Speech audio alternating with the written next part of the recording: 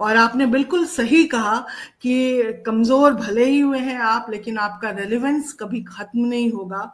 और जब तक इस धरती पर भूख है, बेरोजगारी है और मनुष्यता पर हमला है, तब तक कम्युनिस्टों का रेलेवेंस नहीं होगा, खत्म होगा।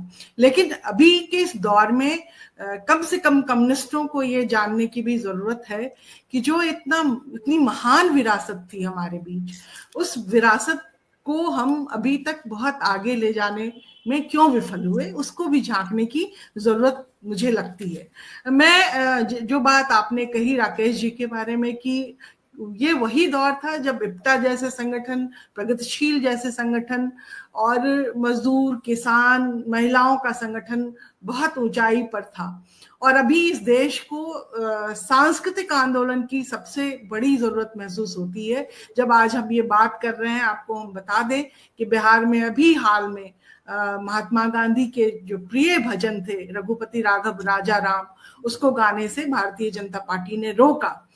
तो अभी ये दौर है जबकि लिखने वाले, पढ़ने वाले, गीत गाने वाले सबों पे हमला जारी है। राकेश जी, मैं आपसे ये जानना चाहती हूँ कि कभी ये दौर था जब वामपंथ की पहचान सांस्कृतिक आंदोलन से भी हुआ करती थी और उनका वैचारिक वर्चस्व था सांस्कृतिक और प्रगतिशील आंदोलन पर। अब वो स्थिति नहीं दिखती है, उसकी क्या वजह आपको लगती है? देखिए, बहुत विस्तार से हमारी साथी और कम्युनिस्ट पार्टी की वरिष्ठ नेत्री और एटक की महासचिव कॉमरेड अमरजीत कौर ने वो सारे परिप्रेक्ष्य को आपके सामने रखा, जिसमें भारतीय कम्युनिस्ट पार्टी का गठन 1925 में कानपुर में 26 दिसंबर को हुआ। अब ये बात, चूंकि मूल प्रश्न ये है कि आज की परिस्थिति पर आपका जो प्रश्न है वो सांस्कृतिक आंदोलन से लेकर के और सारे ही आंदोलनों के साथ जुड़ा, तो मुझे लगता है कि देखिए, पहली एक मूल बात तो ये है कि किसी भी परिस्थिति में जैसे हम एक आजाद देश में रह रहे हैं और एक डेमोक्रेटिक उसका जो स्वरूप है, उसका एक संविधान है, और बहुत सारे देशों में, ज्यादातर देशों में, कुछ एक आध अपवाद छोड़ दें तो एक डेमोक्रेसी है। लेकिन इस बात पर बहुत सारे लोगों ने विचार किया है और हो रहा है, मैं उसके विस्तार में नहीं जाऊंगा, कि बहुत सारी जगहों पे, अमेरिका में भी डेमोक्रेसी है, ब्रिटेन में भी है, फ्रांस में भी, लेकिन बहुत सारे विचारकों ने यह कहना शुरू किया है कि ये डेमोक्रेसी नहीं है, कारपोरेटोक्रेसी। कौन सा कारपोरेट किसको जिताना चाहता है, किस वक्त क्या करना चाहता है, उसी तरह के आप, अभी चुनाव हुआ अमेरिका में, अब देख लीजिए, तो लोग काफी बड़ी संख्या में भ्रमित होते हैं। बहुत सारी बात, कई बार विचार से होते हैं, कई बार पैसे से होते हैं, कई बार किसी चीज से। वरना 1662 में, या एग्जैक्ट तो मुझे याद नहीं, लेकिन 1662 में, उससे पहले ब्रूनो को जब उसने कहा कि इटली में कि पृथ्वी जो है वो सूर्य का चक्कर लगा रही है, सूर्य पृथ्वी का चक्कर नहीं लगा रहा, तो आप कल्पना कर सकते हैं कि उसको जिंदा जला दिया। और उसके बाद फिर किसी तरह गैलीलियो ने साबित किया, तो उसके ऊपर भी आक्रमण हुआ और पूरे सब इटली के जो भी सत्ता थी उससे लेकर के जनता तक, यानी कोई उसके पक्ष में 2-4 लोग हों तो हों, बाकी कोई उसके पक्ष में नहीं था। और फिर उसने, किसी ने उसको समझाया कि भाई तुम आखिर में कह दो, नहीं तो प्राणदंड तुमको मिलने वाला है। तो उसने कहा ठीक है, वैसे सच तो यही है कि पृथ्वी सूर्य का चक्कर लगा रही है, लेकिन अब सूर्य ही पृथ्वी का चक्कर लगा। अब कल्पना करिए कि बहुत सारे लोग मानते थे, और बहुत सारे लोग मानते थे तो सूर्य पृथ्वी का चक्कर लगाने लगे। कल हमारे जो आप मानने वाले हैं इस देश के ज्यादा, जो कुछ लोगों को जिता के बैठे हैं, तो मुझे एक मित्र मिले, तो मैंने उनसे कहा कि तुमको पार्लियामेंट में 542 सीट अलॉट कर देता हूँ, तुम एक प्रस्ताव पारित कर दो कि तुम्हारे धर्म ग्रंथ के हिसाब से जो जो काम हो रहे हैं विज्ञान के, वो सब उलट के काम करूंगा। गणित से लेकर के और विज्ञान तक के जो भी काम है उनका प्रस्ताव पारित कर देना 542 सीट लेकर कि अब से पृथ्वी सूर्य का चक्कर नहीं लगाएगी, सूर्य पृथ्वी का चक्कर लगाएगा, या और सब गुरुत्वाकर्षण के नियम भी बदल दो, क्योंकि सब विदेशी चीजें तुम तो हम तो खोज नहीं पाए थे, तो जितनी भी देसी चीजें हैं वो सब बदल दो। चीजें अब ऊपर से नीचे नहीं गिरेंगी, नीचे से ऊपर जाएंगी, ये सब बदल दो, ये ज्यादा ठीक रहेगा, मुफीद रहेगा ज्यादा। तो देखिए, विचार की लड़ाइयां उलट पुलट होती रही हैं इतिहास के बहुत सारे मोड़ पर। ये एक ऐसा कालखंड है जिसमें पूंजी की आक्रामकता बढ़ी है, विचार की स्थिति थोड़ी पीछे गई। मैं और विस्तार में नहीं जाऊंगा, लेकिन मैं ये समझता हूं कि कम्युनिस्ट पार्टी, क्योंकि खास स्पेसिफिक पॉइंट हम कम्युनिस्ट पार्टी के ऊपर बात कर रहे हैं, तो उसके स्थापना के समय अब उसमें कुछ लोगों से, मुझे अमरजीत जी को तो बहुत सारे लोगों के साथ काम करने का उसका मौका मिला होगा, मुझे तो उन लोगों को देखने या कभी कभी बात करने का मौका मिला। तो ऐसे विराट लोग उस आंदोलन में, जिनको मैंने देखा सामने से या कुछ दूर एक आध कदम चले साथ में, उनमें डॉक्टर गंगाधर अधिकारी जैसे लोग, मतलब आप कल्पना कर सकते हैं कि कितना विराट व्यक्तित्व है उस व्यक्ति का जिसको आइंस्टाइन मिलने जाते हो, कितना विराट व्यक्तित्व है कि जिसको बहुत सारे दुनिया के साइंटिस्ट और कहां जाकर के उसने साइंटिफिक उसमें काम किया है, और वो कम्युनिस्ट पार्टी में आता है, वो अलग बात है, मैं उसके भी विस्तार में नहीं जाऊंगा कि जिसकी कम्युनिस्ट पार्टी की स्थापना में वो बड़ा योगदान करता है, यहाँ से लेकर के ब्रिटेन से लेकर के जर्मनी से लेकर के यहाँ तक, उसमें भी वो एक कालखंड में उपेक्षित हो जाता है, उसको ऐसी जगह भेज दिया जाता है कि फिर भी वो अपने किसी और उसमें नहीं जाता है। तो ऐसे कितने सारे उदाहरण हैं। वो पीसी जोशी जो आर्किटेक्ट थे, मैं कहता हूं, और इसको लोगों ने कहा है, मैं कहता हूं कि सांस्कृतिक आंदोलन और ये जन आंदोलनों की जिनके लोग यहाँ बैठे हुए, उनकी परिकल्पना आती कहां से है? वो परिकल्पना की 1936 में प्रगतिशील लेखक संघ बनता है, ऑल इंडिया स्टूडेंट फेडरेशन बनती है, किसान सभा बनती है, और 1943 में इप्टा बनती है। और सांस्कृतिक आंदोलन की ये दृष्टि मैं समझता हूं कि हिंदुस्तान की आजादी में अगर आप कोई मूल्यांकन किया जाएगा प्रॉपर, तो ये मूल्यांकन होना ही चाहिए कि जितना बड़ा सामाजिक धरातल पर जितनी बड़ी भूमिका गांधी की है, उतनी ही बड़ी भूमिका पीसी जोशी की है सांस्कृतिक आंदोलन में उस अवदान को करने की। उसका कारण क्या है? हम अपने उस पर दृष्टिपात करते हैं। 36 में प्रगतिशील लेखक संघ बनता है, डॉक्टर रशीद जहां सज्जाद जहीर कम्युनिस्ट हैं, प्रेमचंद कम्युनिस्ट पार्टी के मेंबर नहीं, लेकिन उनको सदारत करने के लिए बुलाया जाता है, और बहुत सारे ऐसे लोग। 1943 में इप्टा बनती है, तो उसमें कितने ही सारे ऐसे लोग हैं जो कम्युनिस्ट पार्टी के सदस्य नहीं थे, कम्युनिस्ट पार्टी से जुड़े हुए नहीं थे। मैं वो तमाम नाम गिना सकता हूँ, ख्वाजा अहमद अब्बास से लेकर के अमृतलाल नागर से लेकर के न जाने कितने लोग हैं, पंडित रविशंकर, उनके भाई उदय शंकर, और न जाने कितने नाम है। लेकिन सबको एक सांस्कृतिक धरातल पर ला करके एकत्र करना और एक बड़े आंदोलन का निर्माण, ये पृष्ठभूमि पीसी जोशी ही तैयार करते। फिर पीसी जोशी के साथ क्या होता है वो सब आप कहानी जानते हैं। तो आंदोलन में बहुत सारे उतार चढ़ाव, कितने विभाजन हैं, कितने अब कम्युनिस्ट पार्टियों के कितने दल। तो मैं समझता हूं कि पहली प्राथमिक बात यह है कि जिन जिन लोगों में बिखराव हुआ है, अगर इस देश में जिस ताकत से, जिस फासिस्ट सांप्रदायिक फासिस्ट ताकत से टकराना है, तो हम लोगों की सांस्कृतिक धरातल पर ये कोशिश है कि वो सारे लोग जो अलग अलग, एक प्रगतिशील लेखक संघ नहीं बचा है, एक इप्टा नहीं बची है, कितने सारे संगठन हैं जो अलग अलग तरीके से लगभग उसी तरह का काम। तो पहला काम यह है कि वो सारे एक जगह एक मंच पर आए।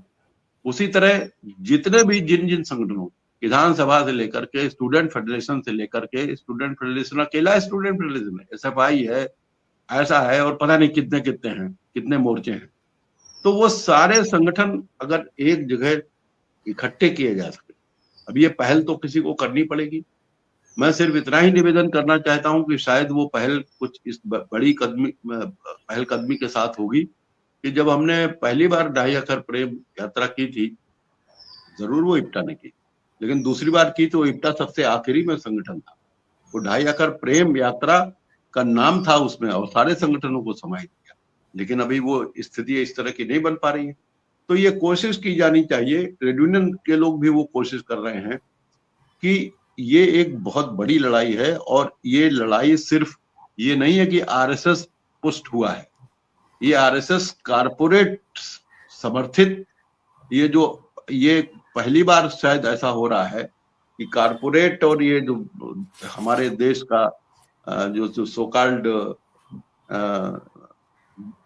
धर्म के आधार पे, जो धर्म तो नहीं, पाखंड, धर्म के पाखंड को चलाने वाले लोग हैं, उनका एक गठजोड़ बना है। तो इसके खिलाफ एक बड़े मोर्चों की तमाम जगहों पे और बड़े सांस्कृतिक मोर्चों की जरूरत है। और अंतिम बात मैं ये कहना चाहता हूं कि देखिए, संस्कृति जो है, जिसको कभी किसी इस तरह से परिभाषित किया गया था कि संस्कृति, प्रेमचंद ने कहा था कि संस्कृति साहित्य राजनीति के आगे चलने वाली भाषा। अब दिक्कत यह है कि संस्कृति को हमारे ही लोग उसको सांस्कृतिक कार्यक्रम के रूप में लेते हैं। संस्कृति एक बड़ा विराट पद है और उसको उसी अंदाज में समझा जाना चाहिए। सिर्फ संस्कृति को समझने की जिम्मेदारी इप्टा और पीडब्ल्यूए पे डाल देना ही ठीक नहीं है। वो सारे संगठन, चाहे वो महिलाओं के हों, महिलाओं की जो लड़ाई है वो वही सांस्कृतिक लड़ाई है, कैसे वो इंडिपेंडेंट होगी। छात्रों की जो लड़ाई है वो भी सांस्कृतिक लड़ाई है। तो सांस्कृतिक धरातल की जो लड़ाइयां हैं उनको समझ करके, ट्रेड यूनियन आंदोलन में भी जो खाली इकोनॉमिक्स की बात है, वो खाली इकोनॉमिक बात से काम नहीं चलने वाला है। सांस्कृतिक समझ को सारे जन संगठनों को अपने भीतर भी विकसित करना पड़ेगा। सांस्कृतिक कार्यक्रम नहीं, सांस्कृतिक बिल्कुल बिल्कुल बिल्कुल। बहुत शुक्रिया। हम लोग जो बात अभी आपने कही वो बहुत माकूल बात है कि संस्कृति जो है उसे राजनीति से आगे चलने की जरूरत है। इस देश के सांस्कृतिक आंदोलन को और मुखर करने की जरूरत है, और तभी शायद जो दक्षिणपंथी राजनीति है और जो पूंजी का जो कारोबार है, जो आवारा पूंजी जिस तरह से देश के अंदर सफर कर रही है और एक खास तरह की राजनीति की जा रही है, उससे मुकाबला हो सकता है। राकेश जी, आपने बहुत अच्छी बातें कही, और उन तमाम लोगों को आज याद करने की जरूरत है जो लोग संस्कृति के स्तर पर हमारे बीच काम कर रहे थे। आपने कई लोगों का नाम लिया, सज्जाद ज़हीर से लेकर कई लोग से ये जानना चाहती हूँ, आप भी संस्कृति से गहरे रूप से जुड़े हुए हैं। जिस तरह की बातचीत अभी राकेश जी ने कहा, और जो सांस्कृतिक खतरे लगातार है, बहुत सारे लोग गाने के लिए जेलों में बंद हैं, और तो क्या सांस्कृतिक आंदोलन के बगैर क्या कोई जन आंदोलन का भविष्य है? आप शैलेंद्र, आप कैसे देखते हैं इसको? पहले तो कॉमरेड अमरजीत ने और राकेश जी ने बहुत सारे बातों पे प्रकाश डाल दिया है, जिसकी मैं पुनरावृत्ति नहीं करना चाहता हूं। मैं कम्युनिस्ट पार्टी को कैसे देखता हूं, पहले तो यहीं से मैं बात की शुरुआत करना चाहता हूं। मेरे लिए तो कम्युनिस्ट पार्टी एक पॉलिटिकल फिलॉसफी बाद में बनी, एक जवान होते लड़के के सौंदर्य चेतना की अभिव्यक्ति पहले थी। यानी कि एक खास किस्म का रसबोध है जो मनुष्यता के मुक्ति के विराट स्वप्न में रचा बसा हुआ है, जो आपको प्रभावित करता है, और आप धीरे धीरे करके वैसी ही दुनिया के कामना से अभिप्रेरित होकर आप जब एक स्ट्रीम के पार्ट बनते हैं तो आप अपने को कम्युनिस्ट कहने लगते हैं। तो कम्युनिस्ट पार्टी तो एक तो ये मेरे लिए है। दूसरा, मुझको लगता है कि हो सकता है कि कुछ और चीज दुनिया में आ जाए, लेकिन अभी तक मनुष्यता के मुक्ति का जो सबसे विराट स्वप्न देखा गया, वो स्वप्न जैसे कम्युनिस्ट पार्टी है।